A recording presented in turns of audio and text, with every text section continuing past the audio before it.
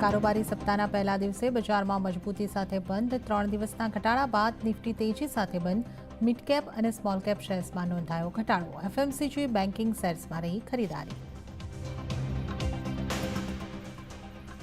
GST કાઉન્સિલની આજે મહત્વની બેઠક 50,000થી ઓછાના વાર્ષિક હેલ્થ પ્રીમિયમો પર રાહત સંભવ ₹2,000થી ઓછા ડિજિટલ પેમેન્ટ પર 18%ના જીએસટીનો પણ પ્રસ્તાવ ઇન્ફોસિસને જીએસટી નોટિસથી રાહત સંભવ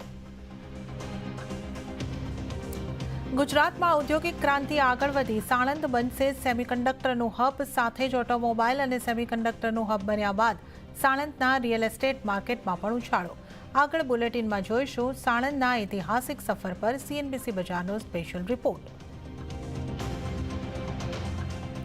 રાહુલ ગાંધીના નિવેદન પર વાર પલટવાર શરૂ રાહુલ ગાંધીએ કહ્યું કોંગ્રેસ જાતિ ધર્મના ભેદભાવથી દૂર સામે અનુરાગ ઠાકુર બોલ્યા રાહુલની પ્રેમની દુકાનમાં મળે છે નફરતનો સામાન